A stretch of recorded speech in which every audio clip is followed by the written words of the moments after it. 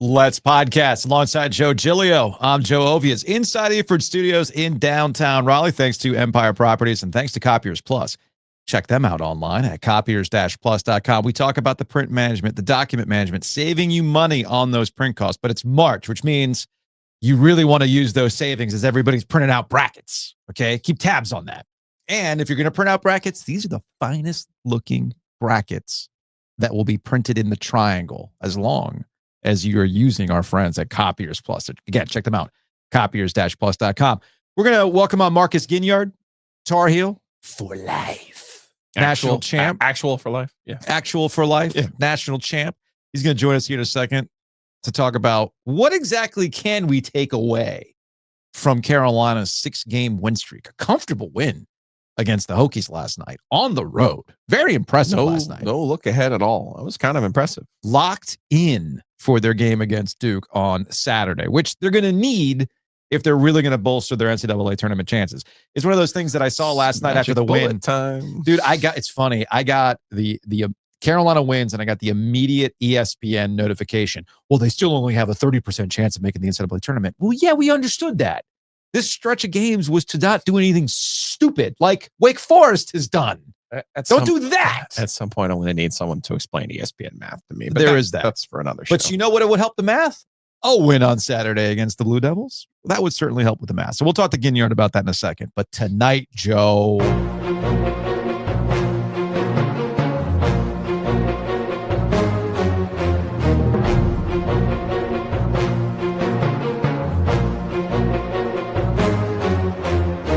there's only one way to math for the math for NC State and destination Charlotte. Important first step. NC State takes on Pitt tonight at the Lenovo Center. The Panthers are a 2.5-point favorites. Who all gonna be there though? Who all gonna be there? Maybe you? Maybe. StubHub right now, section 330, $1. That's a 7:00 tip. NC State has to win that game in order to keep their ACC tournament chances alive. And then at 9:00, this is actually not the one I'm sweating. Mm-hmm. Stanford, a 1.5-point favorite on the road. Max Reynaud, I think, should take care of Notre Dame. Should. This would set the table for the first round of the Les Robinson Invitational on Saturday, which would be State at Miami and Cal, the Bears, at Notre Dame on Saturday. So here's what I want to know about StubHub. Yeah. There was a ticket that was just sold an hour ago for $1 in section 336. So salute. Okay. I'm seeing section 106 for $18 right now. But in section 306, it's $34. Read the room, section 306. Read the room. Sure, you got club level $58. I get that part. But 306, buddy, there's a 106 for $20 less. What are we doing here? What am I missing? What is it about this ticket that I'm missing? Because it's just good. Third row of section, clear view. Don't understand. My guess might be you put I would guess that's a season ticket holder. Must be. Who just automatically put all of his tickets up and they set it at a standard price. So you don't adjust it per game. Must be. All right, guys. Steve, final game of the season for the Wolf. Really going to be a packed house. At Miami. He is such a sicko. At Miami. He is such a sicko. So he bought tickets down in Miami for Saturday. 5 tickets, $10 total. $10 total. So yeah, baby. ACC fever, destination Charlotte fever. Catch it. One of the years I went and I counted a total of 57 people in the building, including who was working at the game in Miami for a State Miami game down there. And it was right around this time of the year. It was beautiful outside. I think the name of the place is the Titanic, right down the street from the arena. I don't know what's down there anymore. So yeah, it's a good spot. Okay. Yeah, it's actually a really good spot. Take your word for it. Maybe we can move some of these games that would only have 57 people to show up to a wonderful warehouse space in downtown Raleigh. We could probably tighten it up. Be over at the Garner Gym. I was there last night. Big win for Garner. Beat Gibbons last night. No, that was last week. Last week, right? Yeah, okay. Took care of your alma mater. No, actually, quite frankly, your alma mater should have won the basketball game. Yeah, I heard somebody had texted me. No, it was our guy JC. He was like, "Dude, did you see how Gibbons lost?" I go, "No, man. I don't know, man." Shouts to Michael Brooker. Speaking of Tar Heels for life, last guy recruited by Dean Smith. He coaches Cardinal Gibbons They did a really good job. Yeah. Really, really good job. Garner is very good, especially defensively. Last night they played great defense last night. We got to bring Booker on. And now that he's logged off because he was extremely online for a while. I'm glad he's focused on that Gibbons basketball. He does a great job. TriangleNCCommercial.com is the website. Every time we talk about the ACC, it's brought to you by our friends, the Donnelly team at Keller Williams Commercial. Brian and Julie can help you out. You need a basketball gym for 57 people to watch. They probably have a warehouse space for that. Yeah. They probably do. So call them today, 919-616-8681, TriangleNCCommercial.com.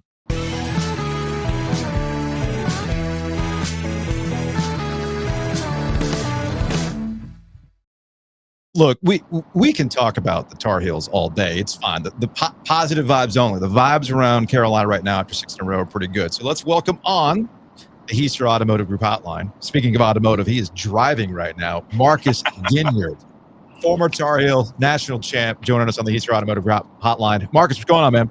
Hey, guys. How you doing, man? Appreciate you having me on this morning. No, appreciate you coming on. So it's interesting. It'd be one thing if Carolina had won 6 in a row just on its surface, knowing what we've known about this season.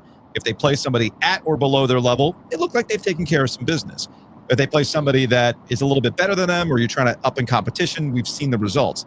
But I think it's the way that they're playing, the way they've won these games, especially like on the road last night, very comfortably. I'm guessing there has to be some different level of thought with how Carolina's playing right now where we were a month and a half ago. Yeah, I mean, listen, I think as fans, and especially, me having been through the program and having the perspective that I have, I mean, I certainly feel better about our most recent performances.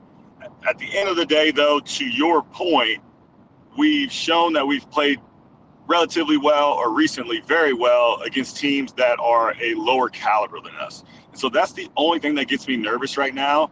I still personally continue to see some things that make me nervous, right? I see that we don't have the focus on defense at times, right? We're still giving up kind of open shots, whether that's in the paint or or exterior shots as well. I feel like we could do a better job rebounding. Again, and that's just coming from a guy that's trying to figure out how we get better, right? And so I'm not here to bash the team by any means, but I do want to see us get to the point where we're at this level against teams that are tough and that are going to be better than us, let's say, quote unquote, better than us, have performed better than us, where we need to step our game up. I think that's really where we need to be. However, winning 6 in a row is obviously great, gives you great momentum, gives you that kind of that positive energy going into a critical time for us right now as you think about trying to make the NCAA tournament. So I'm thrilled that the team has found a way to be more productive and to be more effective. And I just still see a couple of things that I'd like to see us improve on, but now is the time, right? It's now put up or shut up. Marcus, you were kind enough to join us at the Basketball Jones at the Rialto in January. I was very thankful for that. I promised you that night, no 2010 questions. However, but tonight is not that night, huh? Today is not that night. Now that you're here on the OG, no, for real. Were you watching some of the beginning of this season and thinking to yourself, okay, I've seen this a little bit before. Were you worried that there might have been that 2010 type of situation where there may have been a, here's the older guys, here's the younger guys, maybe not on that same page? Yeah, that season still haunts me to this day, quite frankly. There was just such an interesting dynamic that season. And it's a challenge to, regardless of whether there's old or young, new or whatever the other word is, been there, seasoned vets. It's veteran, just like, it's just tough. It's tough to get everybody on the same page, going for the same thing, 100% bought in, no matter what the situation is with your roster, right? And so at the end of the day, it felt like we didn't have the buy-in. We didn't have the chemistry and we just didn't have that bond, right? That was going to be necessary to go through the schedule that we went through, and then to really put ourselves in a position to do the types of things that a North Carolina basketball team wants to do every season, which is compete for ACC championships and compete for national championships. And so at the beginning of this year, yes, I was very nervous, and I'll be honest with you, I'm also still nervous right now. However, again, we have shown a change in our mentality, and I just hope that it will continue to take us to the next level, because we're going to get challenged here really soon. And so I'm glad to see things turning around right now, because again, man, that 2010 year, it was tough. It was tough to not perform the way that we have traditionally thought about, the North Carolina basketball team performing. But we had a bunch of great guys, man. We did. It's just, again, it's hard to get everybody on the same page, moving in the same direction, all moving to the same beat. And that's before the portal. That's before. Oh gosh, man. Any of the other changes we know now. I mean, exactly. Now it's like exponentially more difficult to get all those things in place. I've noticed, Marcus, you have not said Duke once. Like, that's the next game. That's the challenge. You haven't even said their name yet. What's going on here? Yeah, I don't like to say their name. I mean, it's like, what was it, like Candyman or something like that, or whatever. It's one of those things. It's like, yes, it's the next game, and that's what's most important. I'm glad that you mentioned that. It's always the next game. It's not about them. Yeah, it's about the next game. Dropped your phone. Don't. Yeah, just be safe. To be safe, please. Well, I wasn't holding it. I had it up here, but it's I all know you were good. You had it in the car holder. I get that. Just be careful. What are you gonna do? I mean, it was probably a Dookie that damn designed this thing, and so that's why it doesn't work. If it's Apple. That's true. Yeah, it's got to be careful. That's a good point. Good point. It's interesting that you have the feelings that you do about Duke. I think one of the misconceptions about Roy is that he was like laser focused on Duke, or was that wrapped up in the rivalry, capital R, with Duke. How do you kind of explain the way that Roy was when it came to Duke and how he treated them? Honestly, I'm going to say the same thing I just said. Like, for us, the way that we were trained was the next game. And now Duke is the next game, okay. But we were trying to get better every single day. We're not trying to prepare to beat Duke. We're trying to prepare to be the best version of ourselves, which is going to put us in a position to beat anybody that's in front of us. And so, yes, of course, we're going to talk about it. Now this is the next game. But for us, it was about how do we get better each and every day? What are we doing every single day to get us closer to our goal? We know that there's going to be certain teams that we have to go through in order to get there, but it's more about us. It was never about anybody else. It was about us. What are we doing to get better? And so, before I was talking about some of the things that I still see in our basketball team right now that do get me a little bit worried, because I want us to be better. It's about us, right? Like, how can we rebound better? How can we take care of the basketball better? How can we move the basketball better? It's not because I want to beat Duke. I mean, we all know that we want to beat Duke, but it's about how do we put ourselves in the best position to win no matter who's in front of us. Does that make sense? Absolutely. Here's my particular gift now, Marcus. I said no 10s at the Eralto, so I give you a 10. But now here we go. Give me a warm and fuzzy memory about going over there your first time. Your freshman year in 6. I mean, that still has to be one that you feel like, all right, we got over on them. That was pretty good now. Yeah, so good, man. I still got pictures of what I do have right now in my office. I have the front page of the Duke school newspaper the day after that game. You got the Chronicle in your office? Yeah, man, it's just such a beautiful thing to see, like, people in the stands crying, and like, I mean, to ruin JJ and Sheldon senior night. I mean, like, that was like a movie to me. To be a freshman, your first time. I mean, I don't know. I think I scored 12 points. You scored double digits. I mean, you contribute in a big way. I mean, like, it literally was a movie to me. And yeah, man, you see my smile, bro. I mean, that's amazing. I love beating those guys over there, man. That is gold right there to win over there. And so, man, I get all warm and fuzzy thinking about that. You see, you got to start low. and then I build you up. Bring him up, right? bring him up. I can appreciate that. I can appreciate that.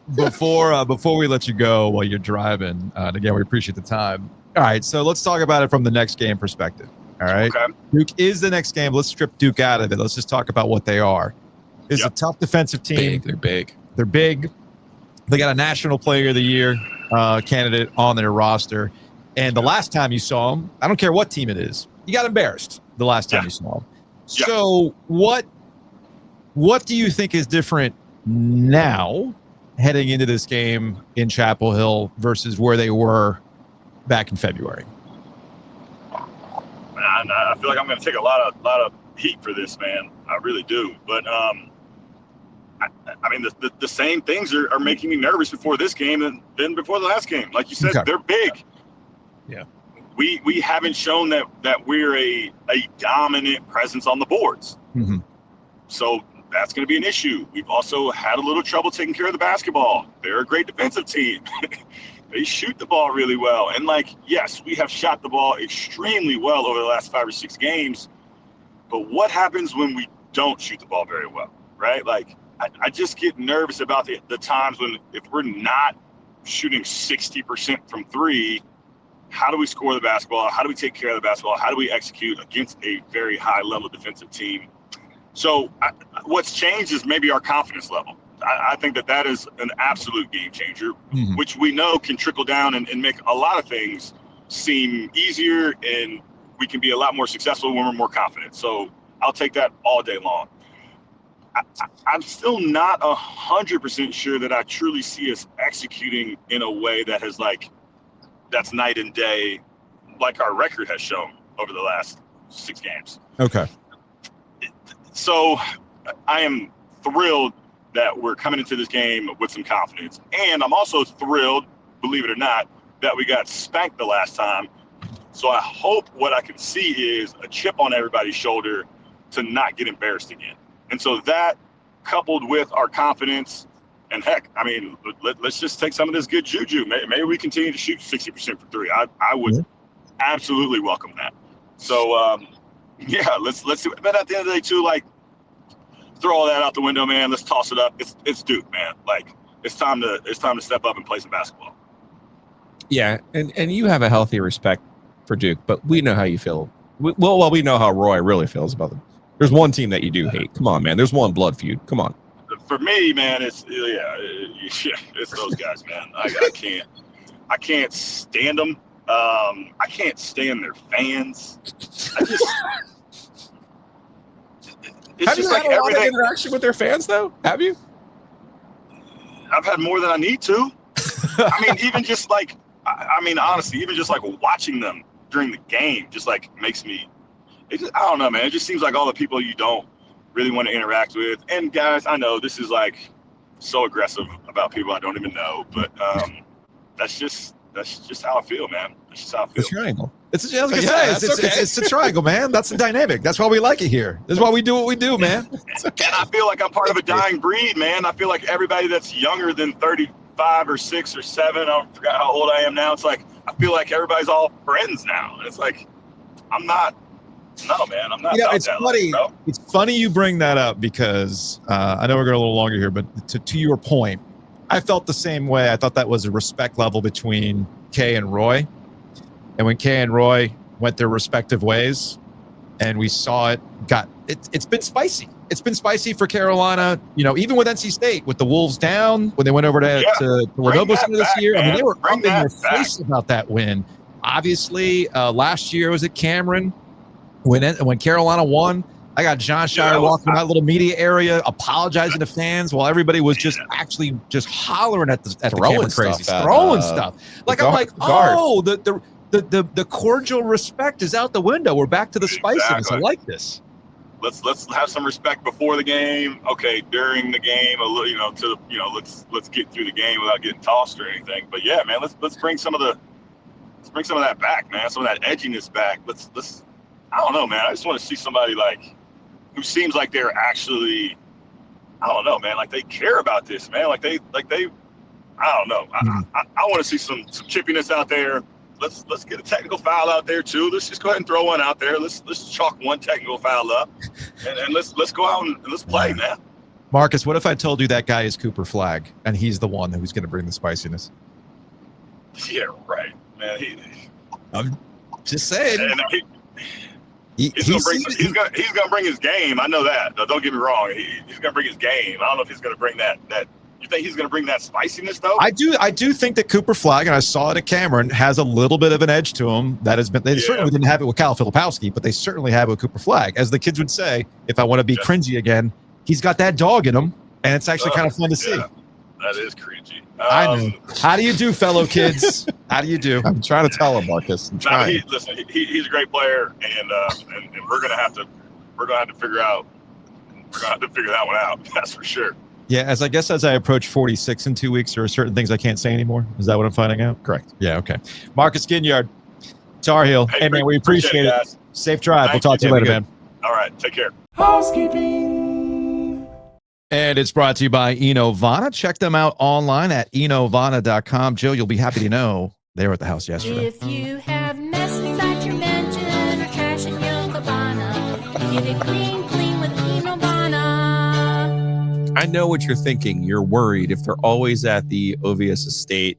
How will the good people at Enovana ever have time to clean my house? Exactly. I assure you, Derek and his staff have more than enough people to take care of your home too. So check them out, enovana.com. Just like I know we've got more than enough shirts to satisfy the demand for the year of the hangover. All you need to do is look at our podcast summary on YouTube or your favorite podcast platform. You will see a link for the year of the hangover shirt. Thanks to our friends at Base 6 who are handling this. We have 3 different kinds of shirts to choose from. We've got the charcoal gray next level shirt, the heather red next level shirt, or my personal favorite, the Comfort Colors pocket tee with the OG flag on the pocket and the drunk wolf on the back. That pocket tee is $83, right? It was $83. But you're losing your mind. You've marked it down to $35. Crazy Ovies' Shirt Emporium. Come get these crazy prices. $83 shirt for just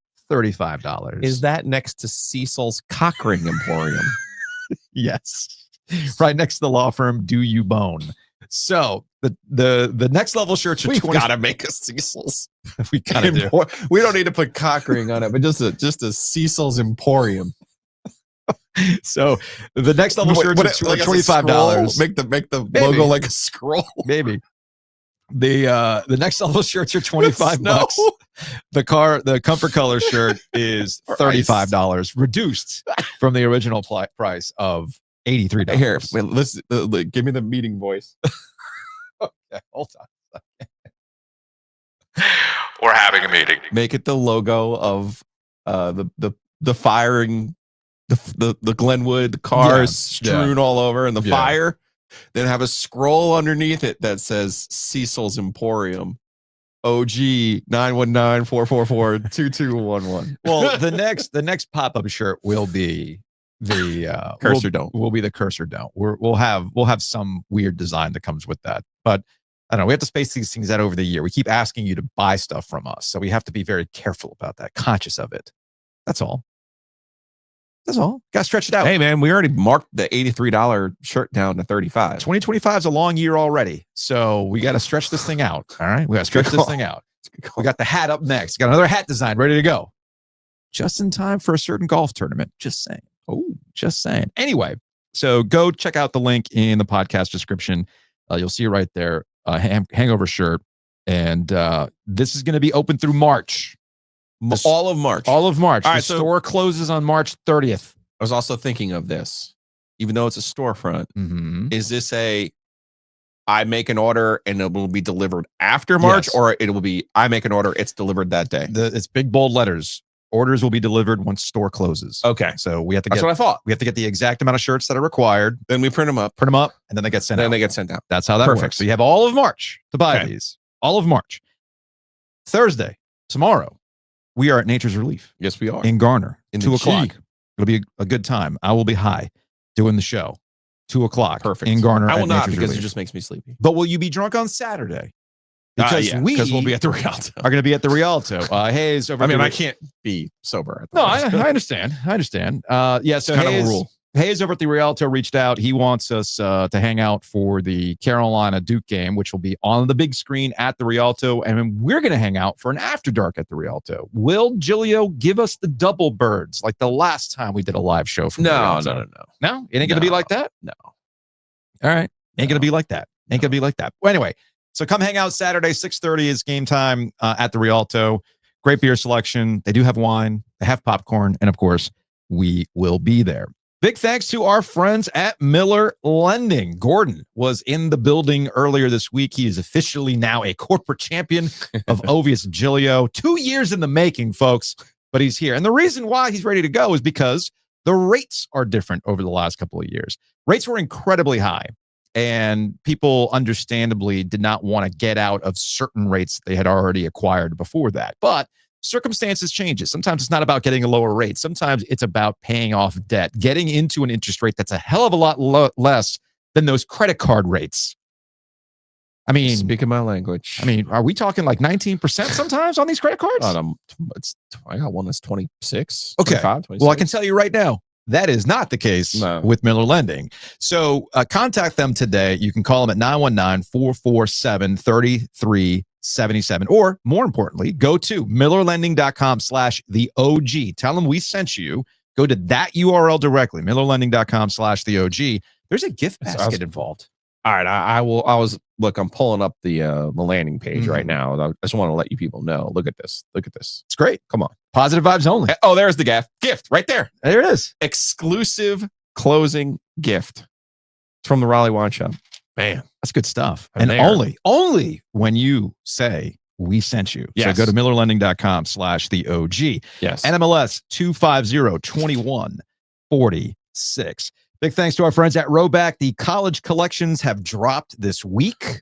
Okay. You got the NC State. You got the Carolina. Go to roback.com. Use that promo code OG20 if you haven't yet, because you'll get 20% off your order. Now, just to clear one thing up about the Roback options for NC State. Yeah. Right now, it's the white Q-zip, it's the red hoodie, and then the Tuffy as a gray hoodie, and then it's the Tuffy polo shirt. Mm-hmm. The NC State themed one with Hillsborough Street and the Wolf and the state of North Carolina and the Block S and the Hunt Library and the Bell Tower and Full Tuffy and Howling Tuffy and the Wolf Hands. This will be available Father's Day. Okay. Because I had someone reach out on the Twitters about, where is that? I thought you said the one with the bell. There's one with the Bell Tower. There is. That's coming later. That's Father's Day. Okay. Right now, this is the polo that is available right now is the Tuffy head. Awesome. Okay. But the Q-zip with Tuffy, the hoodies, I'm sure I'll be sporting some of these fairly soon. So go to roback.com, use that promo code. And the Carolina ones. Yeah. They're slick, They nailed the Carolina. They're slick. I mean, they're perfect. Begin to tell you they're that they nailed the Carolina ones. Just like Two Roosters has a perfect promotion for NC State. Buy one, get one when they win on the road. Oh, wait. Undefeated. Never lost. Although they do close out the season on the road, Joe, right? Potentially the funniest one-off in the history of the ACC. Just say we are headed towards this, and maybe we finally get the Two Roosters buy one, get one as they clinch a spot in the ACC tournament with Destination Charlotte.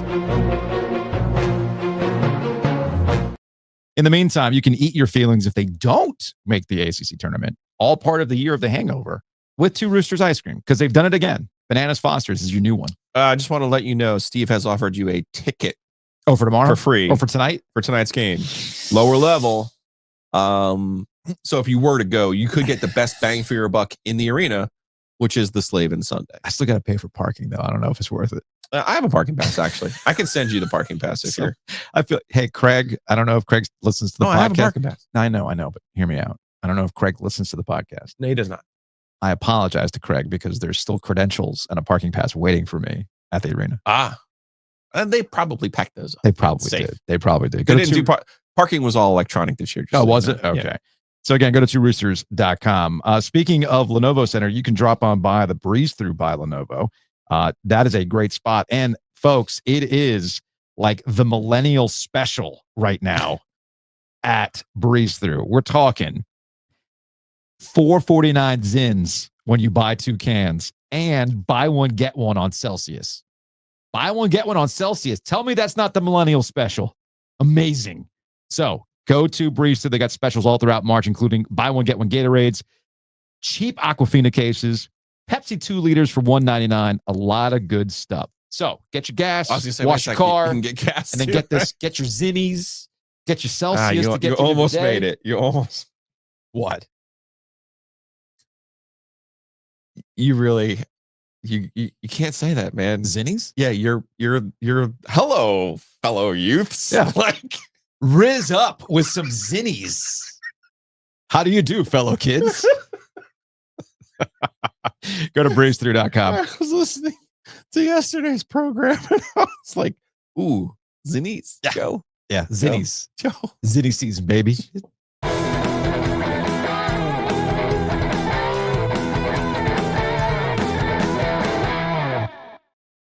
So yesterday we had David Hale on from ESPN to talk about the impending settlement with the ACC, Florida State, and Clemson regarding the grant of rights, exit fees, and everything else.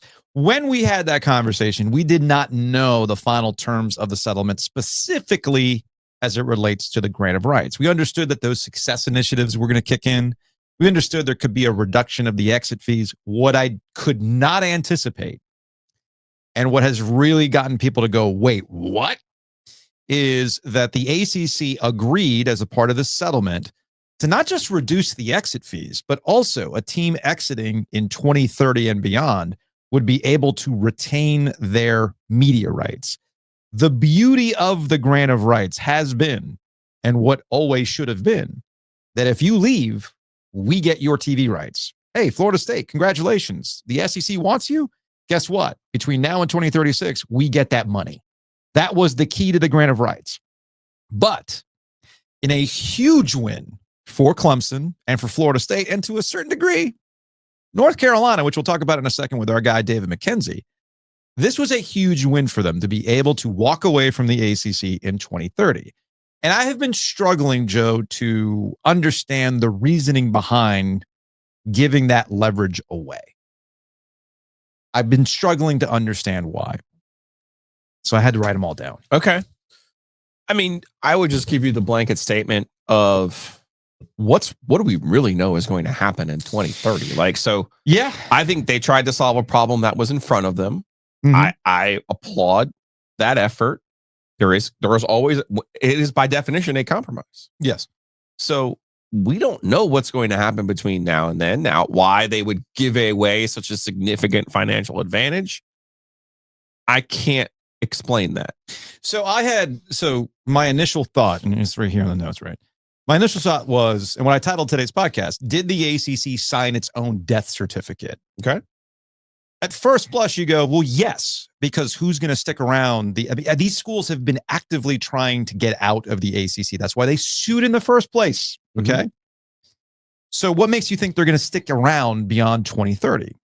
So, all right, let's process this. What does the ACC think? To your point, that was my first thought. Maybe what's going on here is fine. We will get to, if it gets to this settlement, so we can have at least 5 years of peace, if you will, which I'll get to in a second, isn't really 5 years. But let's say, for the sake of the conversation, we got 5 years of peace. We don't have to do the billable hours anymore. We're saving money. We're not spending $500 million only to find out, the whole world changes, which is exactly that. Mhm. It's something that we talked about with David Hale yesterday.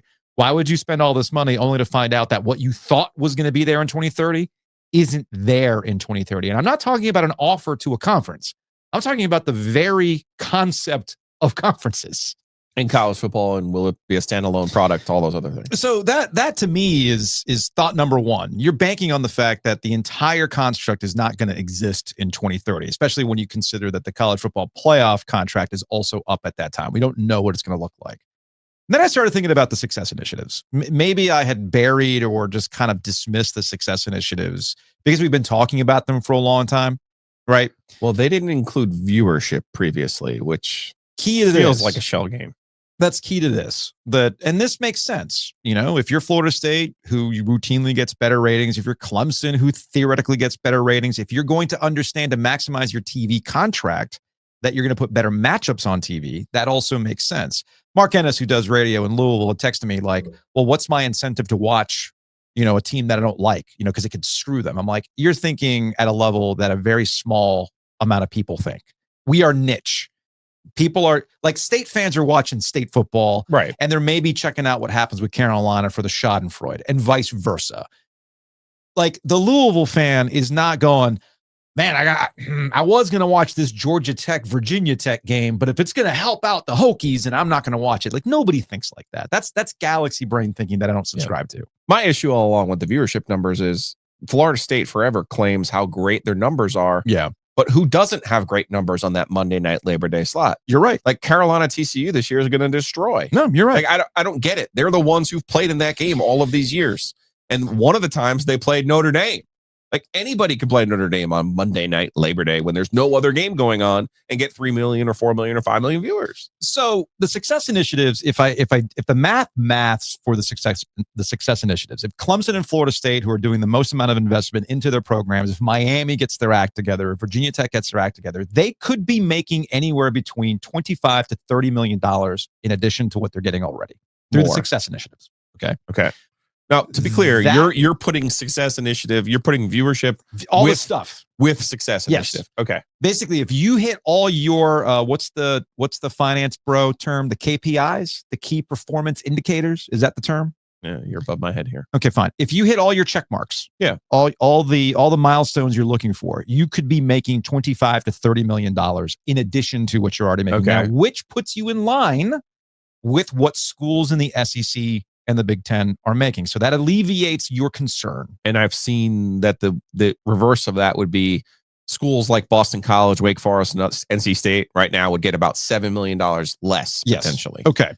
So, but if you're the schools that have been angsty to leave because of the money, and now you're making the money, maybe this gives you less incentive to jump ship, because if money is your concern and you're now making the money, why would you leave the ACC when you wrote about this on ogtrianglemedia.com yesterday as part of the newsletter? If you're Florida State and you're making the money now because you got what you needed out of the ACC, and the whole point is to get to the college football playoff, what's an easier path to said college football playoff? Staying in the ACC. Right. Or not going in the SEC. I can promise you that. Yeah, man. I mean, you gave him the Ole Miss example, right? Yeah. So that's the only thing that I can think of. Okay, fine. The counter to that, is ego. Okay. You don't want to be a part of the ACC anymore. You want to be part of the big brand. You want to be part of the SEC. You feel like you should be on that level with Florida, right? You should be on that level with South Carolina in terms of money all the time. We are a brand. We are taken seriously. We should go there. But then that gets back to, again, as I'm going through the decision tree, that gets back to, well, the SEC and the Big Ten might not even be a thing by the time we get to 2030. It's all right. Following through here.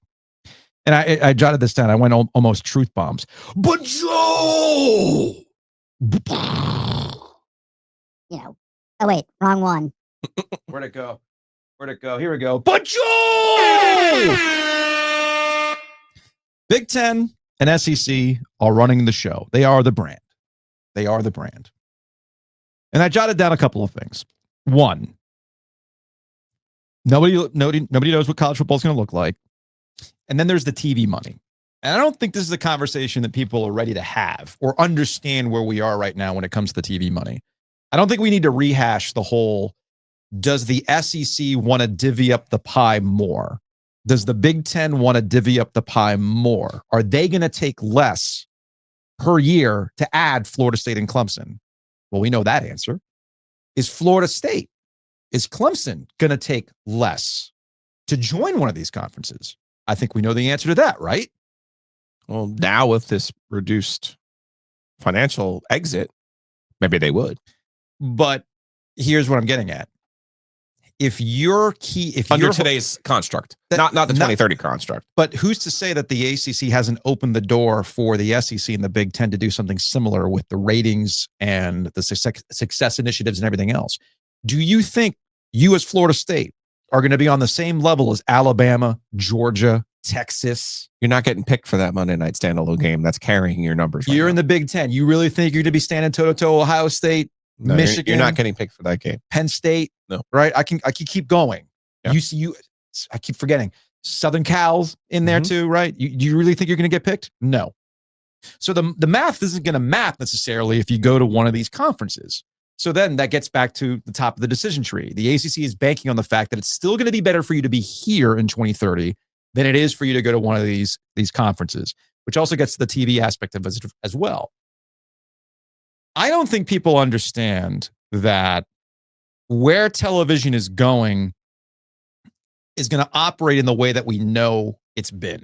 That money that's it's an endless well. It's not. Now, I've been screaming this for 15 years, that at some point the money is going to dry up for a variety of reasons. Linear TV is either at the cliff or it's gone over the cliff, depending on who you ask.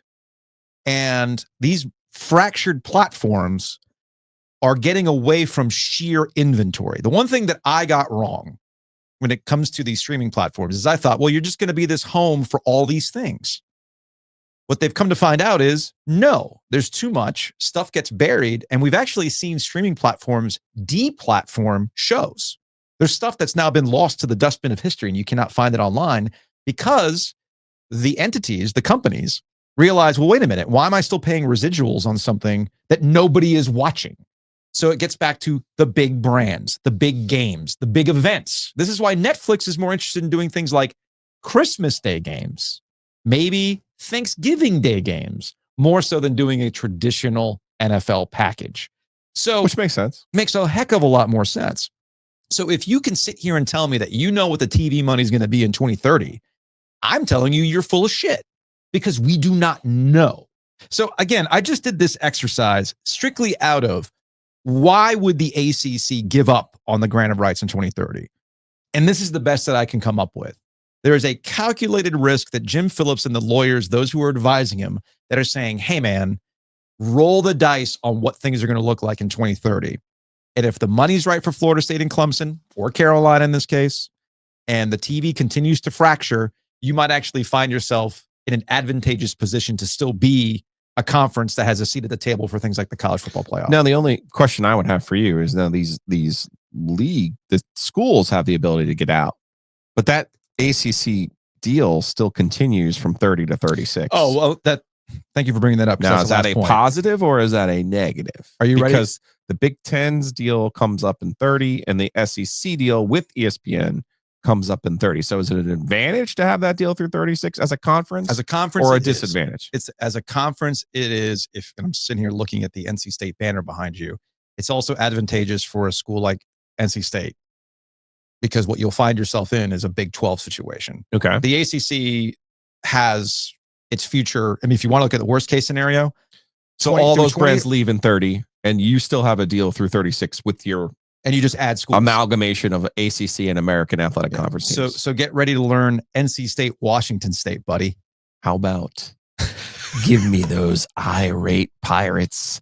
Give me the Mountaineers. Oh, dude, I didn't even think about this. Give me the chickens of the Chanticleers. You're right. You're right. Give me the irate Giglio Conference in 30. Yes.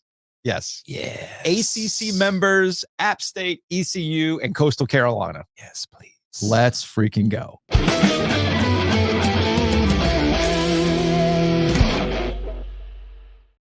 All right, let's push this ACC settlement forward. Joining us on the Heister Automotive Group hotline is David McKenzie. He's an intellectual property lawyer, McKenzie Law on Twitter.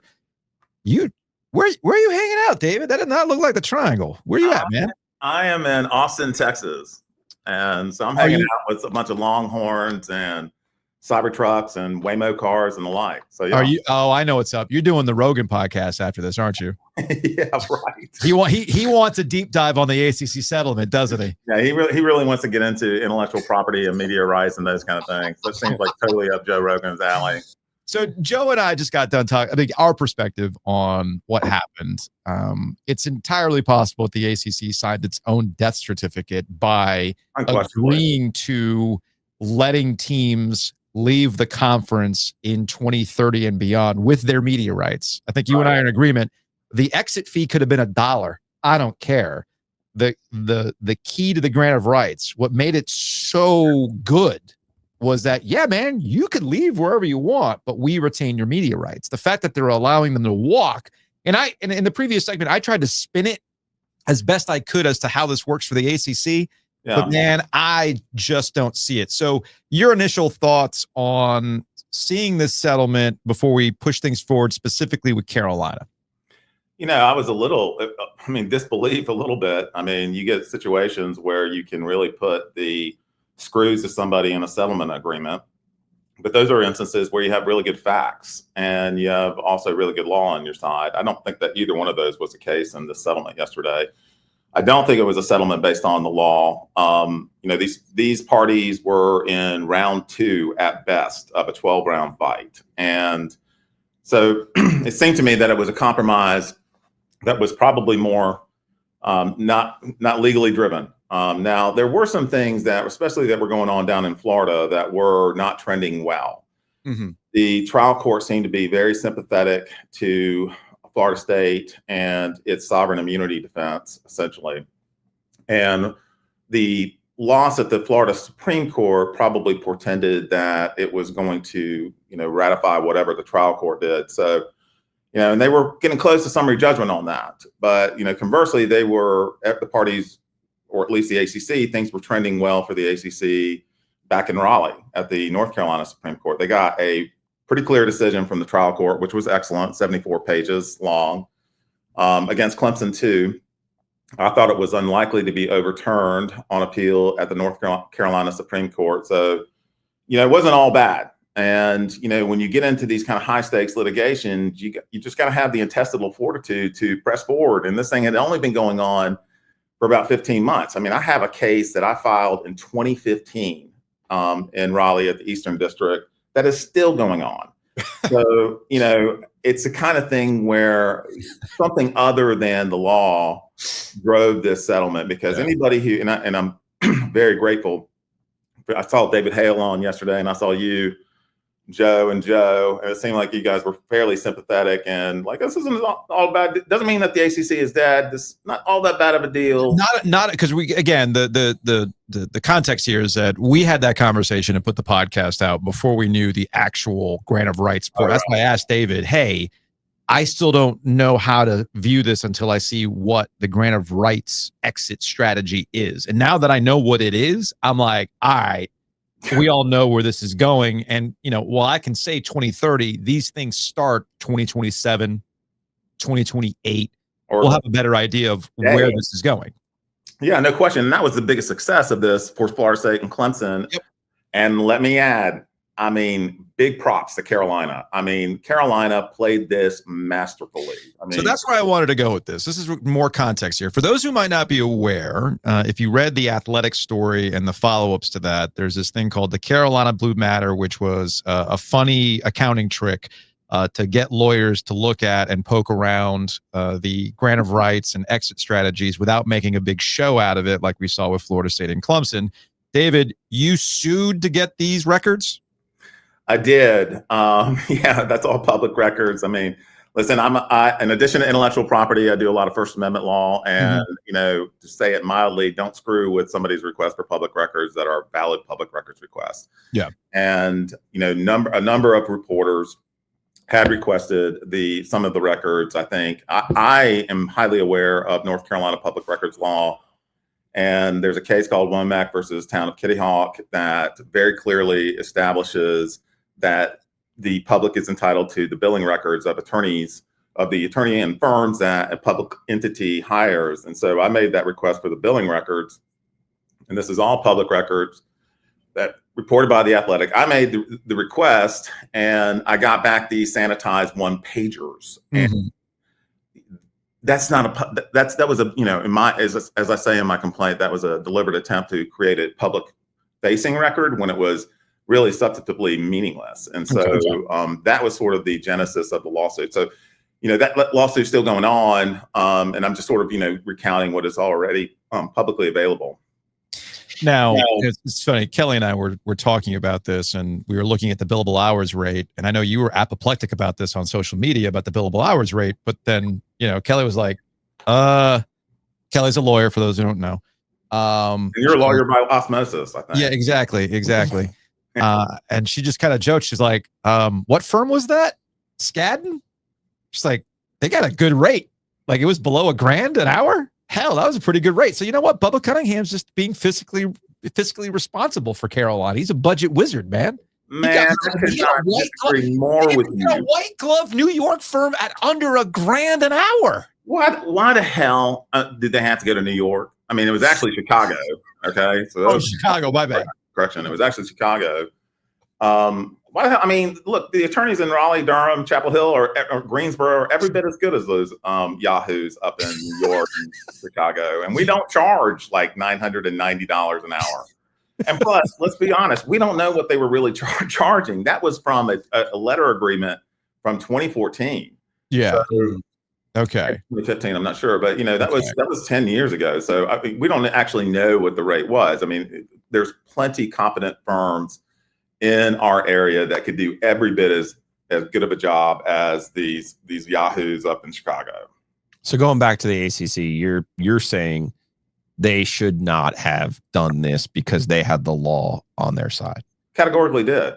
Okay. So it wasn't, I mean, so this is what was going on. There was one defense that the Florida State and Clemson asserted, and that was sovereign immunity. That is never been truly applicable in a contract defense, but neither in South Carolina nor in Florida nor in North Carolina. That sovereign immunity is not a defense to a contract claim.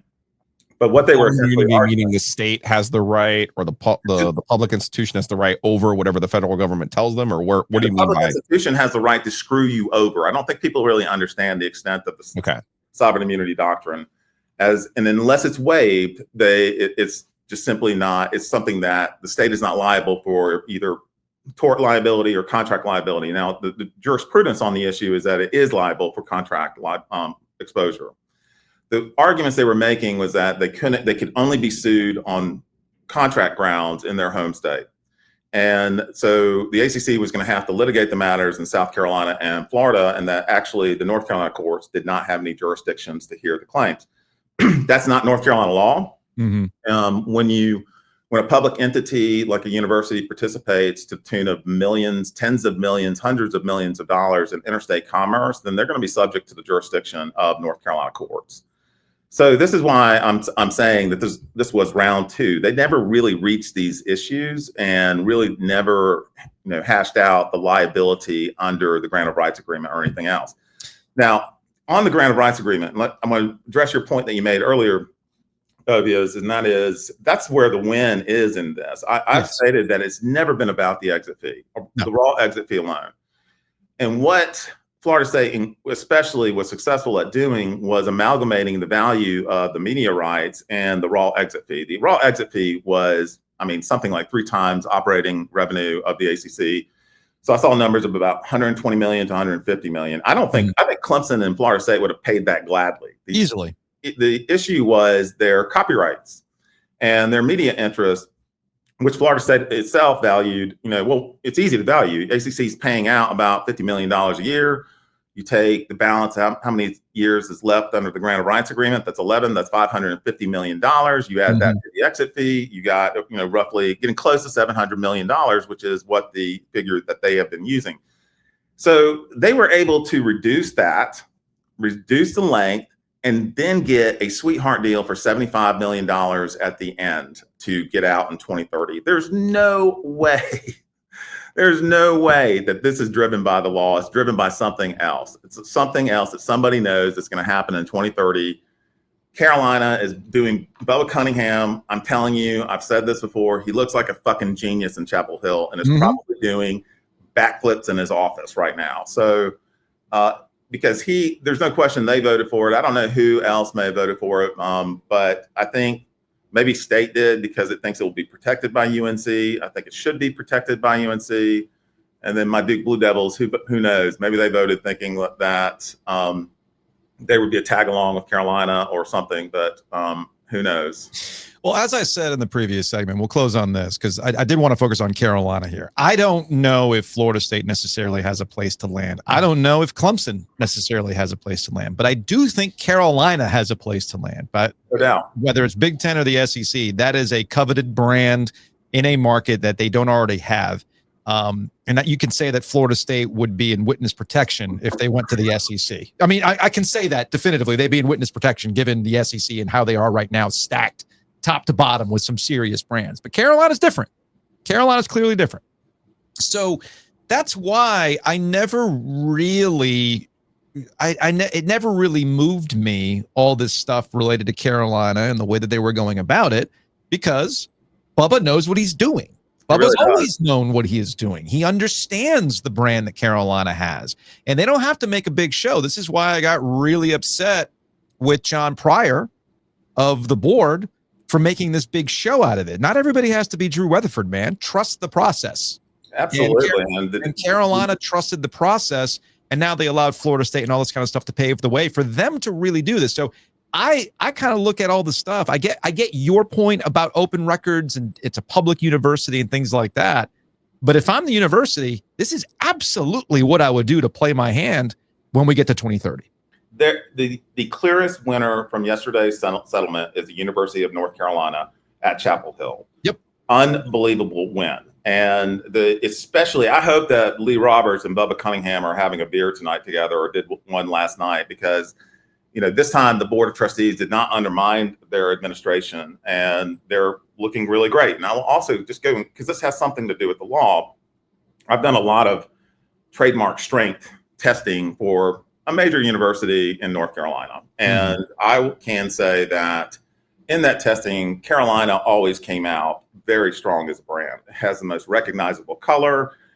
I would be willing to bet that if you were to get to fanatics.com and its records about actual sales, that is probably up there with Notre Dame on an annual basis.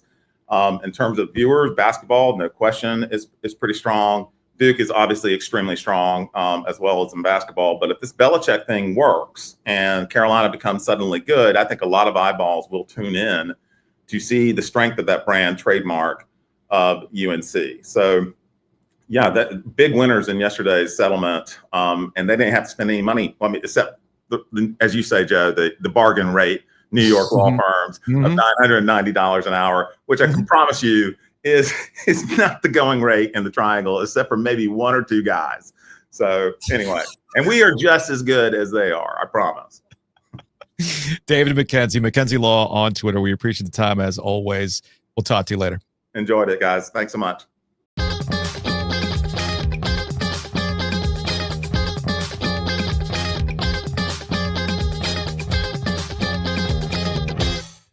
Big thanks to our friends at O2 Fitness Clubs. Check them out online at o2fitnessclubs.com. O2 Fitness, so much more than a gym. Great locations. That matters if you're going to go to the gym. Great staff. You don't want to feel intimidated. You don't want to feel like you're out of sorts. Very welcoming environment. Great equipment. I was going to say. Up to date. All that stuff is great. But when we say more than a gym, they really mean it at O2 Fitness Clubs. They've got Loop Nutrition, which helps you go on the right path to eating better. They've partnered with our friends at Happy and Hill. We'll take a hockey break here in a second to help you eat better, make those right decisions. They have Renew Physiotherapy. As you get older, or maybe you have an old sports injury, it's flaring up, they can work with you to make that better. And of course, their new partnership with Thrive. LiveThrive.co is the website. Telehealth is huge right now, and there's a lot of different options out there. So why don't you go with something that is local, something that's backed by local, something that's better than thems. Go to LiveThrive.co to find out more about oral testosterone treatments and weight loss. Speaking of eating right, I know we talk a lot about hot dogs. Maybe that's not always the best decision. Okay? There's always a time and a place for a hot dog. I just went to the bulk store and got a new round of buns. But here's the thing about 37. we talk about burgers, we talk about dogs, we're talking about some heavy tailgate food. But here's the thing: Butcher's Market is exactly what it is. You're looking for a specific type of cut, chicken, steak, whatever it is. You've got some paleo, however you pronounce it. You got diet restrictions. You're looking to eat a better way.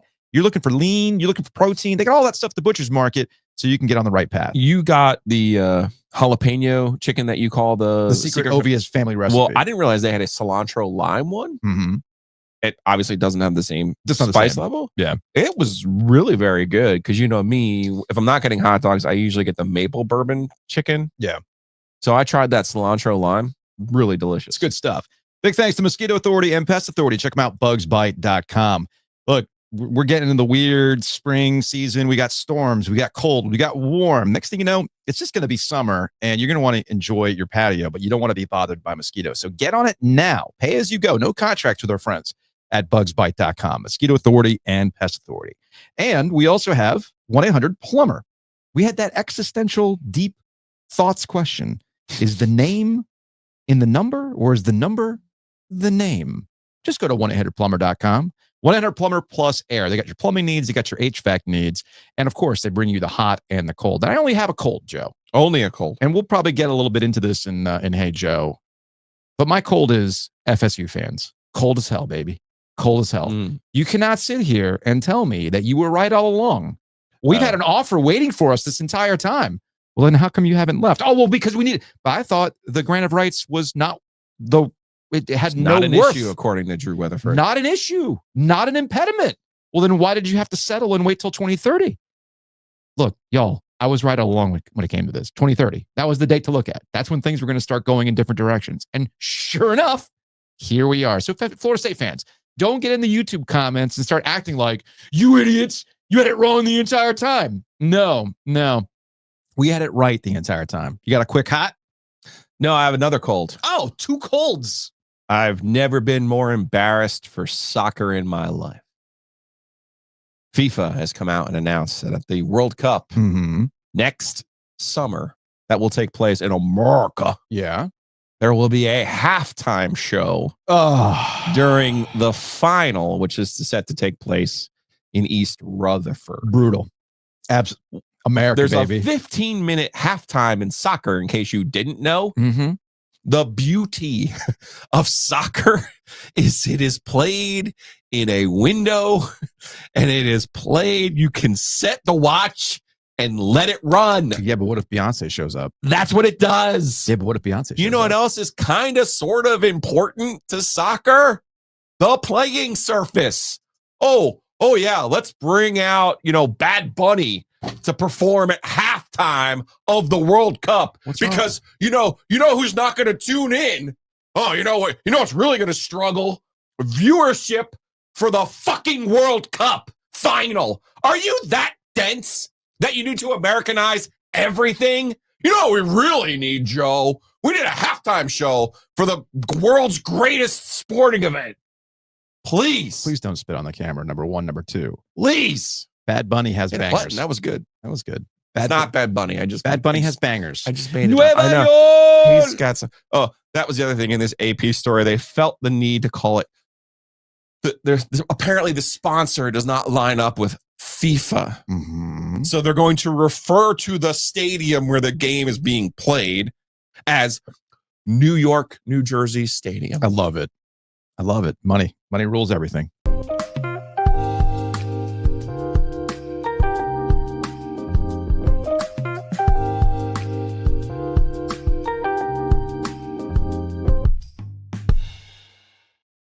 Carolina Hurricanes got another win last night up in Detroit, Joe. 2-1. The guys you expect to score, getting it done. Jordan Stahl and Jordan Martinook? Sure. Why not, right? Now, look, man, a win's a win. You take it. If you look at the standings with 20 games, I think, left to play for the Carolina Hurricanes, things are getting a little bit tight. And obviously, you don't want to be going through it and potentially miss on the playoffs or just get a worse draw if you have something to do about it. So you're going to take every win that you can get. But the issues that we've been talking about with the Carolina Hurricanes continue to persist. And we also have the Mikko Rantanen thing that's in the background. Although I did think it was funny as we started recording this podcast, did get an alert from ESPN that I thought was interesting from Emily Kaplan over at ESPN, their hockey insider. Big splashes, wide open East, and what's next ahead of the NHL trade deadline. And in a way, she kind of proves the point that we've been making over the last couple of weeks.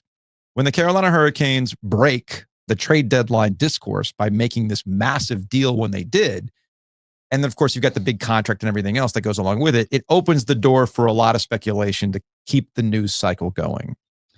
And Kaplan has this bullet point with any big splashes left. I mean, we just had a huge splash, right? Big question on everybody's mind. What is going to happen with Rantanen? Carolina Hurricanes traded, yada, yada, yada. But I think Carolina had a different approach. On Gensel, they were far apart before it was too late. Again, things that we've been saying. Plus, the Canes felt they had the intel that Carolina was a team Rantanen was interested in before making the trade. So they made him a sizable contract offer over the Four Nations break. Rantanen wasn't ready. However, they go on to talk about the various processes and everything else, but the fact that Rantanen hasn't said he won't resign. So if that's where we're at, if Rantanen straight up says, well, I'm not going to resign, then we're not having this conversation. Rantanen will be a Carolina Hurricane. And we've talked about this, man. Would you rather? There's nothing you can get in return that gives you a chance to have a run in the postseason. There's nothing you can get in return. The reason they made the move when they did was to try to get as much of a runway into the playoffs as they could. Yeah. Because you could clearly see the frustration on Rod Brendamore's face when he was presented with solving the problem for a second time since the end of last year, which was getting a group together and figuring out how to play. Now, beating Detroit 2-1 and beating Calgary 2-1, that's not the answer. No, not right? ideal.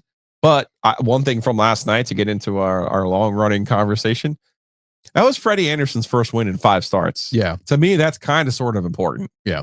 You know what I mean? Like, you can't go into the playoffs with anything like that hanging over you. No. And however it works out, it does feel like Freddie would still be their choice to be goaltender number 1. Now, I do think you'll see more of a rotation than we did last year when it was really just Freddie and Freddie and Freddie and Freddie and Freddie. And I think you will see both goalies this time around. But, for me, they have to start figuring out, kind of like we talked about Carolina basketball, some of that confidence, right? What's going to work? How do we have to play to make this thing work? Yeah. And that's a fundamental base to all teams. What's my role? How do I help the team? You can hit the button or make jokes about Jordan Stahl or Jordan Martinook, but Rod would tell you we're at our best when all 4 lines are producing, and that is a core tenet. What is going on around us? I don't know. Somebody's dropping something outside. They can't pick it up on the mic. I know what you're saying, but that also doesn't take away from what I'm saying. Yes, I was bringing it up in a jokey way, but about Jordan. Yeah, Jordan. You need the guy that you want to give 8 years to produce. Right. You want a guy you've already invested in, Sebastian Aho, to produce on a consistent basis. Andrei Svechnikov, who was +1 last night. I don't think that's going to be clean. I never did. Nah. If I'm an agent, again, I said this last year with Gensel, I'm never telling my guy to sign before I get to the market. I will never let my player do that. It needs to be a very, very special situation. Even Aho, who is considered the center point of this franchise. Took a bit. It took an offer from Montreal to drag Tom to the table. Look at the Seth Jarvis deal, too. They had to get creative with it. It's all the same. Let's get to the sports phone. 919-444-2211. Call the OG Sports Phone and curse or don't. We got a text from a 919. It reads, tell Giglio to get the yellow pad out.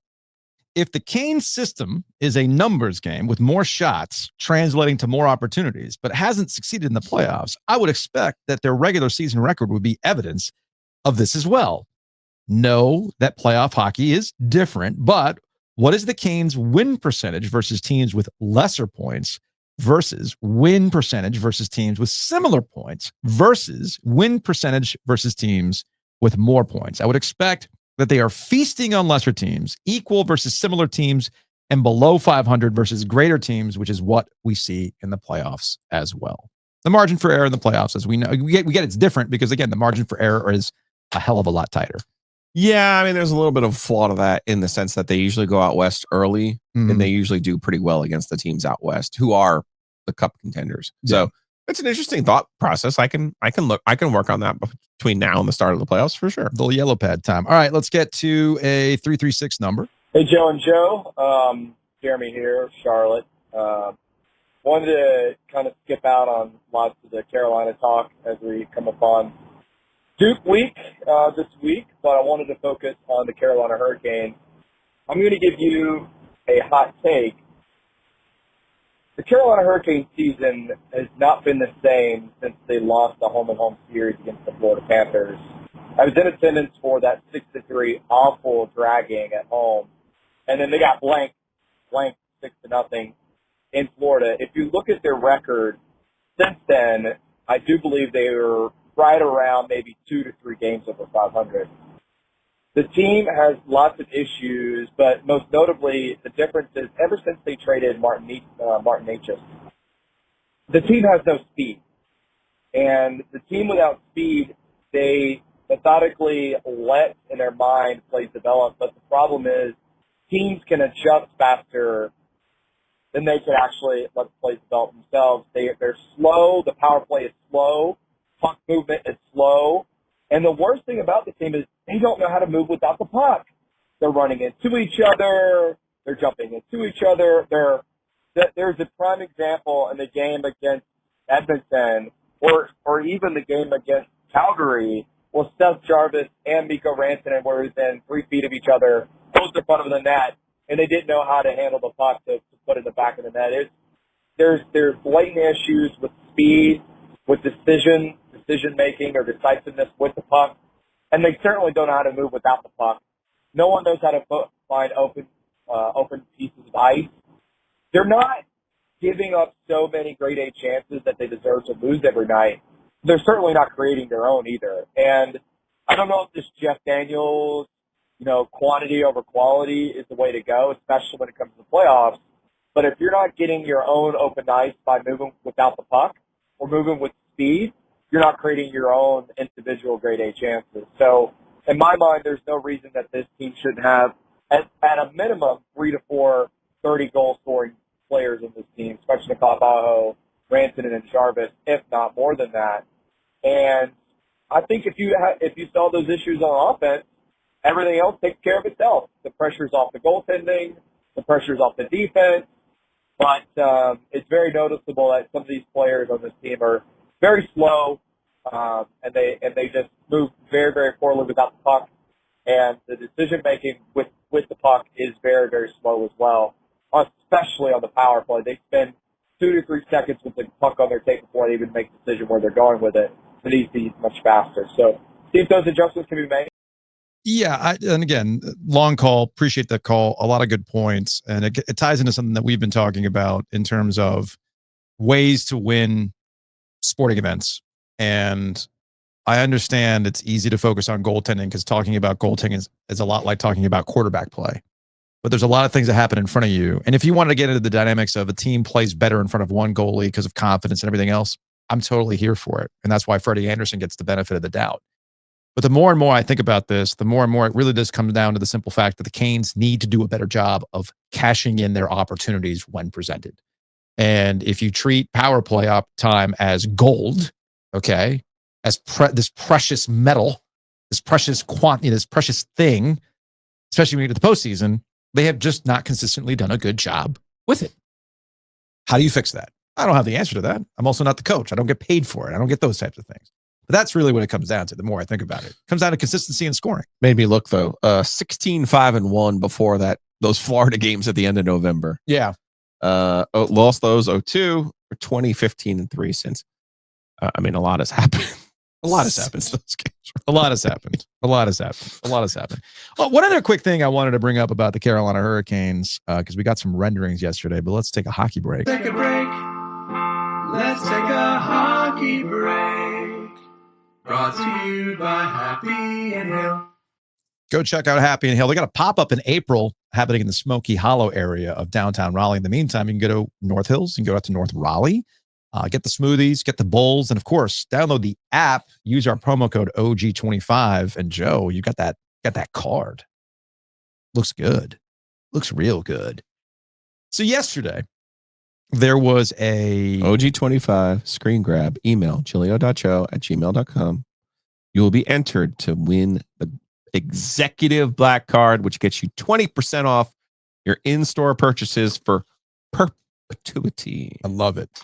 I love it. So yesterday, there was a reveal, some more renderings of what they're going to do at the Lenovo Center as part of this makeover. I was actually talking to one season ticket holder who has lowers of where they're putting these bunkers, these sweet bunkers. who's being displaced. He's not too happy about it. And he's like, oh, and the price of the brick is also going up. I'm like, oh, well, that stinks. But it is what it is, right? And then most of the consternation that I could find was related to the 300 levels where they're putting this sky bar, right? Another social area, a way to change how you go about these things. Those people, I think it's section 318, they're clearly, they're displaced. They're going to have to offer them new tickets and whatnot. And I thought it was appropriate that with these renderings being revealed and people being somewhat upset or voicing their concerns, I thought it was appropriate that the Canes were playing in Detroit last night while all this was happening. If you've been listening to the podcast, you know I had a life-changing experience in October of 2023 when I went to Detroit and I went to Little Caesars and I went, oh, this is what a modern building looks like with modern amenities, okay? And all I can really say is you can't have it both ways. You simply cannot have it both ways. If we all understand that the Lenovo Center is dated, and when you go to other buildings, you go, wow, this is awesome. Man, this would be nice if we had it. Well, these are the things that are required in order to make it happen. And the price of the brick is going to continue to go up. And I almost feel like I have to channel the wire when we talk about the Canes. This is year what for Tom Dundon? 7? 7? Is it year 7? I've lost track. If Mikko Rantanen's contract offer wasn't the final like bell to go off in your head that the old Canes are dead, I don't know what to tell you. And that's the thing about the old Canes. They're the old Canes. This is the new Canes. And we've had a lot of time to transition to what Tom Dundon's about, which is about making money and also being a cap team. And the way you continue to be a cap team, the way you continue to be a successful organization is the price of the brick is going to go up. And these amenities are going to go up. And if you want to modernize, it's going to cost you. And what you've gotten used to and what you've found quaint over the years is going to go away, and you'll find some new traditions. I had put this out there, and Al Hood, Tar Heel blog, Canes Country as well. He's like, I said to someone earlier today that it's like there's this set of the fan base that wants everything to be like 2010 to 2019. Also, they want a new building, and it'll all be the same. It just doesn't work like that. And the moment you set foot in another arena, you realize just how out of date the Lenovo Center is. And Carolina chimed in. Everyone specifically wants to relive the 2018-2019 season again. The joy of the storm surge. Bunch of jerks. Rod the coach. Justin the captain. Rookies fetch. Cheap and plentiful tickets. Playoffs at last. That was a magical run. Nothing will ever live up to again. Never forget $5 storm brews, I might add. Not whatever we have now. You can't go back, man. You can't go back. This is the way forward, unfortunately. What I kind of hear you saying is, yeah, when it was the NC State fans who were upset about their parking spaces being replaced, it was, oh yeah, just get over it. But now that it's the Hurricane fans who are like, yeah, man, like not you, but now that the Hurricane fans now are they're feeling it, having to pay the price, it's like, wait a minute, well, that's weird. You don't like that. It's odd. Hey, to be clear, I've said that. I've said that to both not sets you, of fan not bases. you. I But know. I'm saying, I like, just want to say, you know, it's like, I'll just get over it. I mean, what is your parking and your tailgate culture matter? I just get over it. Well, you want to what are your tickets at the 300 level matter? Just get over it. Hey, you want to be a cap team? This is how it works. Hey, at least if you're a Canes fan, you know it's helping your team. This is true. Who is to stay with NC State? Who is to say?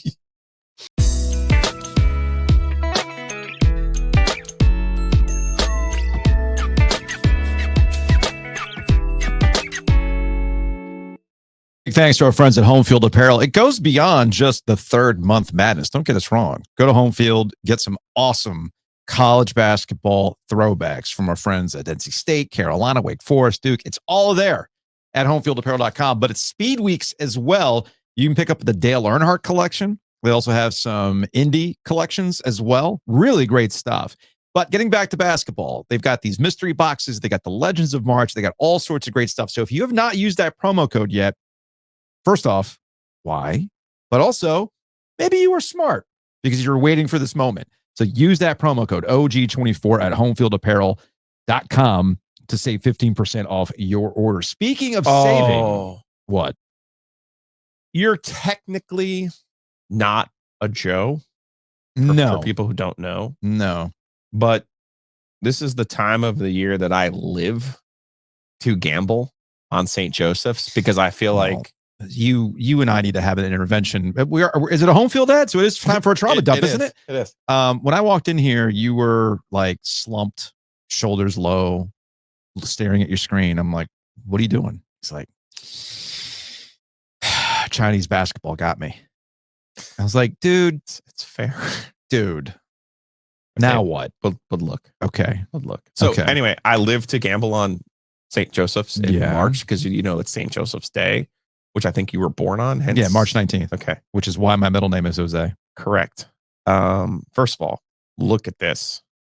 Tell me we're not going to be knocking this off at some point and putting something on it. Oh. First of all, I might just buy that. Let's be real. Let's just start there. Okay. Now, when I do gamble on St. Joe's, one thing I like, I just hit the wrong button. Darn it. Mm-hmm. One thing I do like to point out, like the saying, what they say, the reason the hawk does the whole thing during the whole game. Yeah. You're aware of this, the mascot. Yeah. So they like to say the hawk never dies. So every time I win a bet on St. Joe's, I like to say it in my head. But look, just wait. It gets better. I need this. I'm going to order this right now, actually. Just don't do it on the YouTube so our credit card information goes out there. I'm actually just going to do. Just wait till the show's over. I'm just going to. This is the. Just give me a second. I got you. Is the StreamYard not working for you? No, I got it.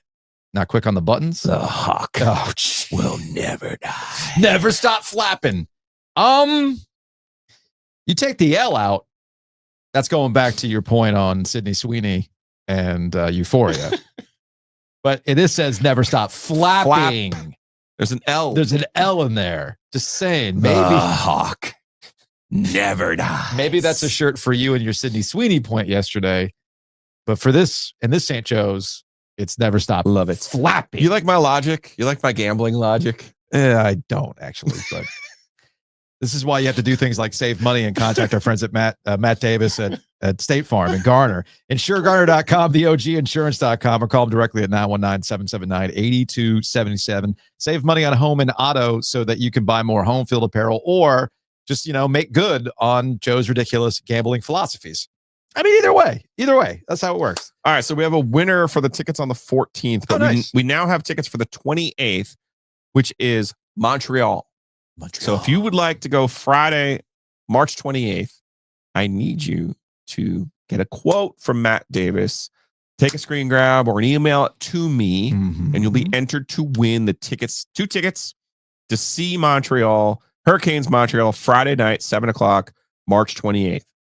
If you go and make a deal with Matt, I will pay for your parking and throw in your parking for free.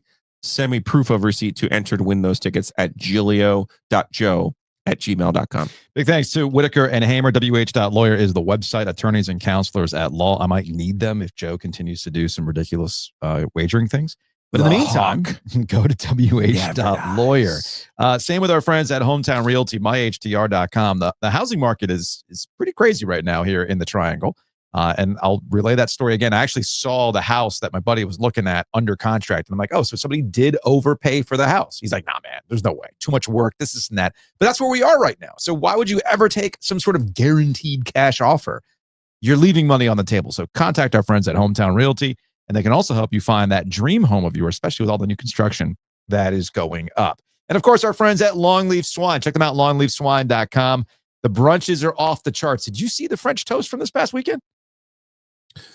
You have now convinced me that I need to go for brunch. I normally go for lunch. Have you not gone to brunch yet? I've had their breakfast burrito, right, which is fantastic. Sunday, you will be hungover from the night before at the Rialto. So brunch, I'll see you there on Sunday. Perfect. Let's go. So go to longleafswine.com to find out and more. then we will be there for the NCAA tournament. Yes, we will. Have we determined what day? Just that Thursday? I want to say Thursday because that's when we do our live shows. Okay, we'll do that. It'll be a fun hang. I don't know. So let's go do it. Longleafswine.com. I mean, we having another meeting? I like to change the days around and the times around. I know. I get confuzzled sometimes. And then you don't know what day it is. And then I truly I keep thinking today is Thursday. No, it's Wednesday. It's not. No. I got to remember because Tuesday is my golf day. I had 3 birdies yesterday, by the way. I've been waiting to tell somebody that. Cool. Yeah.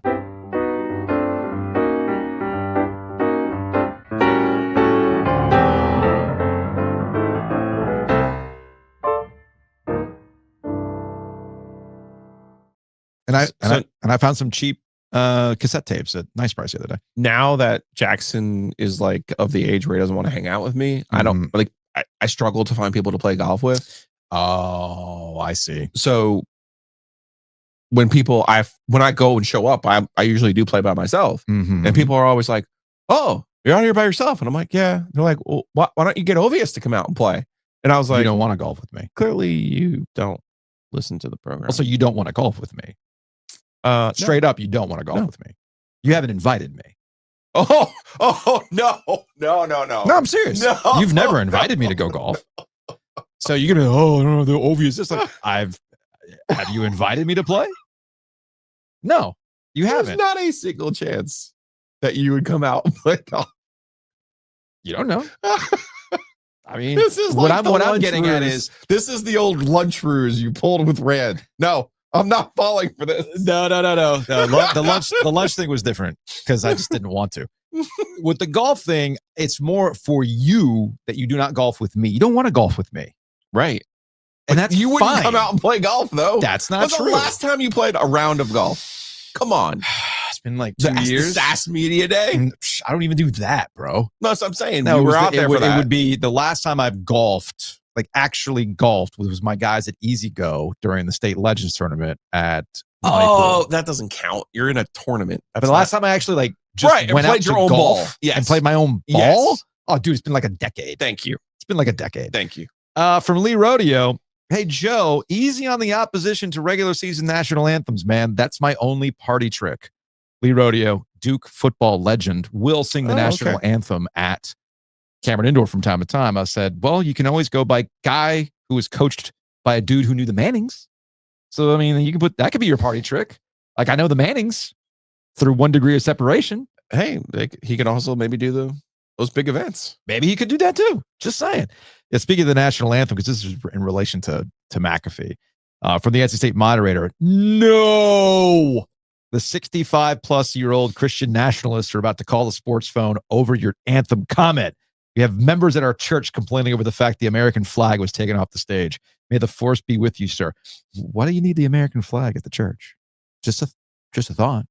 Church, state. Oh, courtesy driver. See, I like where your head is at. Yeah, we might have to. Hey, look. Just because the year of the hangover sales having now, they do hoodies. That doesn't mean once we get to the fall, as if this upcoming football season is going to be a banger. Okay. Just saying. We can always bring it back. Disingenuous arguments from Hale from ESPN. Settlement speaks for itself, especially with the reduced exit. Well, you got to remember, when we talked to Hale, we didn't know what the actual settlement was in terms of the grant of rights, as we talked about earlier. So Hale wasn't being disingenuous. You're seeing what you want to see there. From FJA, when are you going to have your bow tie friend on? I mean, the iron, we just did. We had David McKenzie on. People, the Florida State fans, man, are cracking me up. Spicy. Over the years, all schools not named Florida State or Clemson were allowed to get good at football. What's Florida State? Hard stop. When's Florida State been actually good outside of last year, in the last decade? I mean, it atrophied under Jimbo Fisher. In the college football playoff era. What have we really had with Florida State in terms of get good? They haven't, outside of 1 year, and Jordan Travis got hurt, which is unfortunate. Yeah. But show me where Florida State has gotten good since Jimbo Fisher. They've been going through it, man. And last year was another example of that. Because why, Joe? It's a year-to-year proposition. I said it this time. There you go. From John, I agree about the national anthem not being played. Just have it at special events. Or maybe at soccer events. Is that special enough? I want to highlight this from Russell if you're watching on YouTube. He's like, I understand this site is geared towards the triangle and specifically fans of the Wolfpack. It's not just for fans of the Wolfpack. It's triangle sports. Yada, yada, yada. Destination Charlotte. My man hit us with 1, 2, 3, 4, 5, 6, 7, 8, 9 bullet points. No. 9 bullet points. And this is what I want. Here we go. These are things that, no, wait, just wait a second. I will do all these things. Maybe we'll address some of these things in the mailbag Okay. on Friday. But as we get to the 9th bullet point, and just this is my favorite part, and just to prove that I am listening to the podcast, if you want the adolescents you are recruiting to watch Max, just put an oil wrestling match between Sydney Sweeney and Belichick's girlfriend on the platform, and they will be flocking in droves. Better than Hard Knocks anything. Man, who was this now? Russ, you need a blog, bro. Russell. And to your point, it's impressive. And your point on number 9, always keep flapping. Let's see. The Hawks Never always thought. flapping. Pat McAfee might want to research why Canadians were booing during the night. That's not the point. He knows. He knows, dude. He knows. And my boy John, so much that I could say, but won't. Suffice to say, your discussion that Florida State has had, to add to your discussion that Florida State has had a full share P2 offer awaiting them. All they needed was a clear ownership of media rights. Guys, you said it was not a problem. Drew Weatherford said, this is not an issue. Not an issue.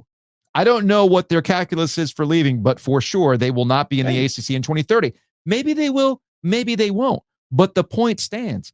2030 was the date I've been telling everybody who would listen is the date that matters. So I don't want to hear it from Florida State fans that are moving the goalpost on this crap regarding the grant of rights. You said it was easy. I wonder where they got that idea from. Welcome back, though, Florida State fans. I kind of missed you.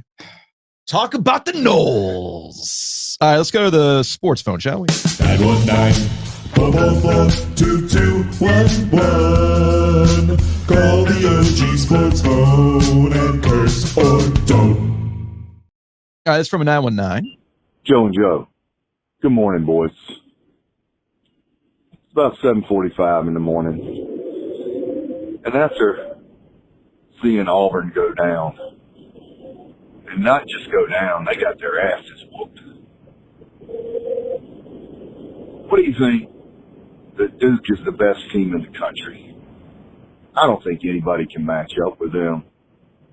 I think their shooters are dynamite from the outside. They're smart.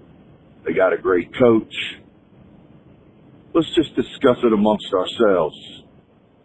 What do you think about the topic of Duke being the best team in the country? And I think I've heard you say it before. But now, after Auburn getting their asses whooped, I don't see how there can't be a clear-cut number one, and that's the Duke Blue Devils. All right, boys. Thanks for what you do. Have a great day. All right, this is where I'll allow you to go into gambling mode. Again.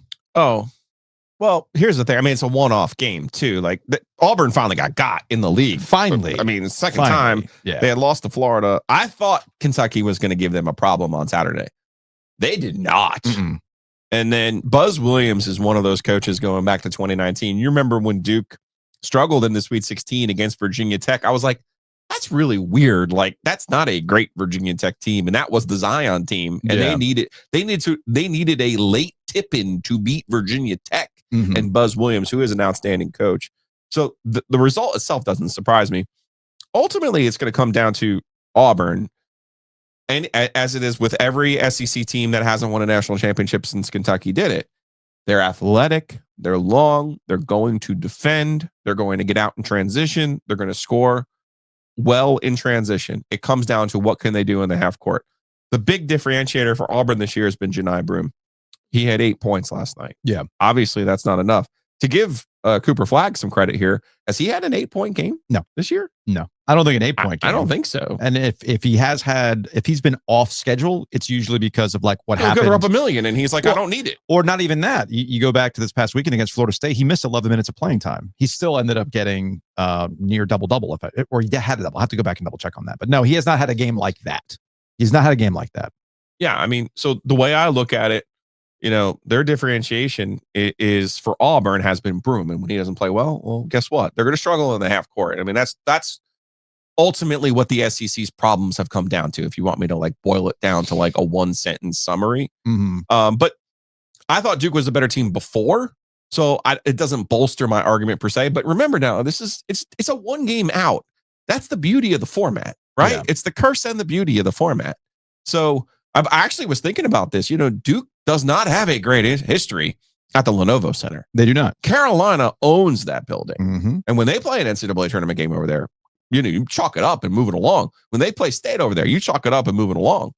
When Duke plays over there, it's a struggle, man. That's the only thing I'm concerned about for Duke. I have no concerns about what happens in the Sweet 16 for Duke. I do have some thoughts that 8-9 game could be a little bit more dicey than we're thinking about right now, potentially. But ultimately, this is going to come down to how do you perform in the half court. That's the way the tournament has always been decided. How well can you shoot in the half court? And that's where I get into the Tyrese Proctor. That's where I get into Con Knipple. Those are the two guys to me that I look at and say, all right, even Flag's going to be able to score, but he's not a gifted. That's not his gift. No, it's not. You know what I mean? Like I don't want him taking I don't even want him taking the game-winning shot. I'd rather him do what he did against Kansas, drive, kick to Knipple, and try to win that way. That's what I would like to see. I was looking at his game logs. He had 8 points against Wofford at the beginning of the season. Okay. He had 9 points against Seattle. He had 6 points against Incarnate Word. 13 points against Georgia Tech. But yeah, at that point, we're talking about like in the final stretch of games here. Even in the loss to Clemson, he had 18. He had 11 against Syracuse. But again, not that kind of game that you're talking about in the grand scheme of things. One last sports phone. This is from a 919. If you have, I might just leave it in there because why not? It's the end of the podcast. If you have a sub 500 conference record, you shouldn't be allowed in the tournament. Watching this Texas-Mississippi State game is painful, but it's not part of the criteria. It's not. It's actually something that Ken Palm himself did a Substack about regarding greatest conferences in terms of efficiency. And this SEC year, 2025, is up there with the 1997 ACC in terms of greatest conference seasons. You know who didn't win a championship in 1997? The ACC. An ACC team. So you see how this goes. Just simple as that. Anyway, that's going to wrap it up for this edition of the podcast. We will see you for an OG Live Butcher's Market on a Thursday at Nature's Relief in Garner.